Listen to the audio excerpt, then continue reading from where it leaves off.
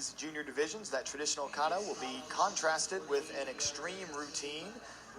Now we have Judah Sagawa taking the stage.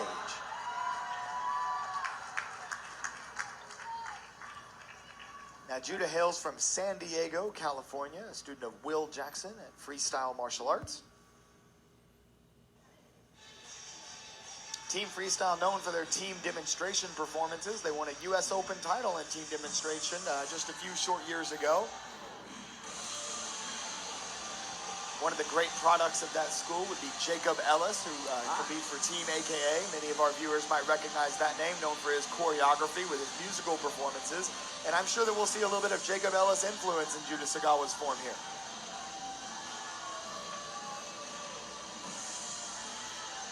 Now, Judah is a black belt competitor. You will notice that his belt does have some red on it. In many schools, that signifies a junior black belt. So this is a black belt division as he starts with the big double full, one of the biggest tricking techniques that we have seen all evening, a double full.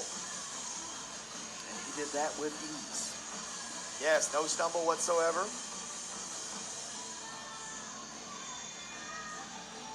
Also mentioned that Judah is also another virtual competitor that we've seen throughout all of last year and some of this year. So time well spent on the virtual tour. Absolutely, and we see a signature hand combination there. Lots of speed and power. Touchdown raise right into the cork, coming into the front stance with the punch right after. Right into another hand combination.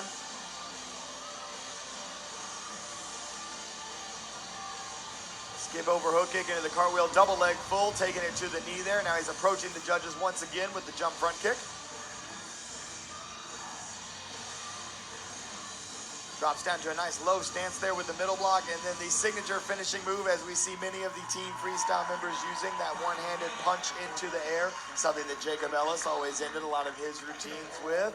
And now that fist in the air again in celebration. Judah Sagawa knows that was a good one, and now it will all come down once again. Do the judges side with the traditional performance, or do they prefer the extreme martial arts?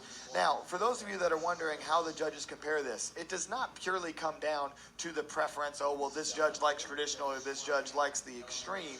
What the judges are looking for is the execution of technique within that division. So an average traditional form would not beat an exceptional extreme form, even if the judge tends to prefer the traditional, right? The judge is looking for the quality of that particular genre of performance, and that's important to keep in mind. You know, just as you mentioned before, I think we do see a split in the judges, as you were talking about with Pia. Is this going to sway some of them as we see the judge as the scores come in? Based on what I can hear here, we are waiting on that to be confirmed by the computer. It sounds like Sophia may have just edged out Isabella there, and she did. But that might have been a 4-3 split, maybe a 5-2, but I'm pretty sure it was a 4-3 split in favor of Sophia, who is now the girls 13 under forms champion. 9.99 across the board.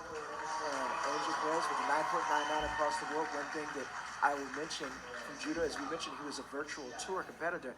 One of the interesting things that happened during his performance, as we were invited into the living rooms, the home dojos, the backyards, the front yards, parks, malls, these are all the places I've seen some of these virtual competitors complete. But while Judah was doing his performance, his dog thought it was time to play. and he had to work his way around his dog and still maintain the discipline and complete this form. It was one of the more highlights of what, you know, we didn't know what to expect when we started this virtual tour. We didn't know how this was going to work, and as like I said, we were invited into people's homes. Sometimes you have to deal with the dog coming out or the little brother or sister. Some of the cute things were the Hamish little brother and sister that came out on camera and smiled while your big brother or sis was doing their performance, doing the virtual tour. That is a great story, and also history being made by Angel Perez here this evening. Yes. He showed up at his first in-person NASCA event and won the overall grand championship. When I was thinking back to that Aiden Considine story, he was not able to win the overall grand championship. That night he made it to stage. Angel Perez showed up at his first ever NASCA event, made it all the way to stage, but he didn't come to take part. He came to take over, and he secures the 13 and under forms grand championship for the boys. Congratulations to Angel Perez. That is a remarkable accomplishment. Ladies and gentlemen, you do not see that every day. It is extremely rare rare that a competitor wins their first ever appearance at an ASCA tournament, the overall Grand Championship. The most coveted award in our sport at every event is the overall Grand Championship. Angel Perez just did that. That was pretty amazing. I see some